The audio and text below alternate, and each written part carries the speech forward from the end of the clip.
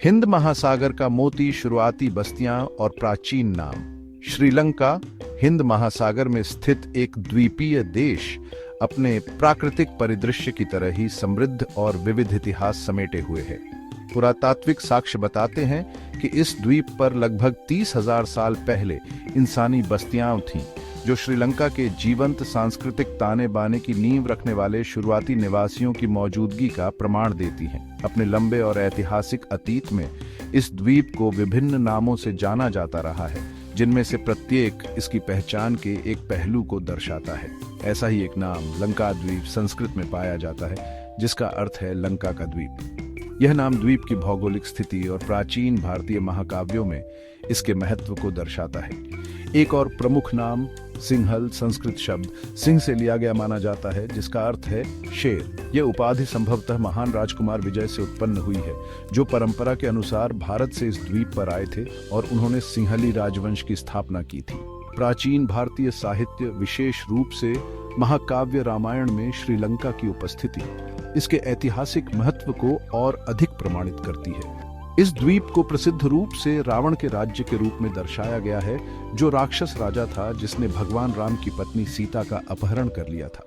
अपने हरे भरे जंगलों, विशाल पहाड़ों और भव्य महलों के साथ लंका का महाकाव्य का विशद वर्णन द्वीप के पौराणिक और ऐतिहासिक आकर्षण की एक झलक पेश करता है। सदियों से समुद्री व्यापार मार्गों पर श्रीलंका की रणनीतिक स्थिति ने इसे संस्कृतियों और धर्मों के एक पिघलने वाले बर्तन में बदल दिया। यह द्वीप व्यापारियों, खोजकर्ताओं और मिशनरियों के लिए एक चौराहा बन गया, जिनमें से प्रत्येक ने इसकी विकसित होती पहचान पर अपनी छाप छोड़ी। प्रभावों का यह मेलजोल श्रीलंका की विविध आबादी, भाषाओं, रीति रिवाजों और परंपराओं में स्पष्ट है, जो इसे सांस्कृतिक समन्वयवाद का एक आकर्षक अध्ययन बनाता है। 3री शताब्दी ईसा पूर्व में भारत से बौद्ध धर्म के आगमन के साथ श्रीलंका के इतिहास में एक महत्वपूर्ण अध्याय सामने आया।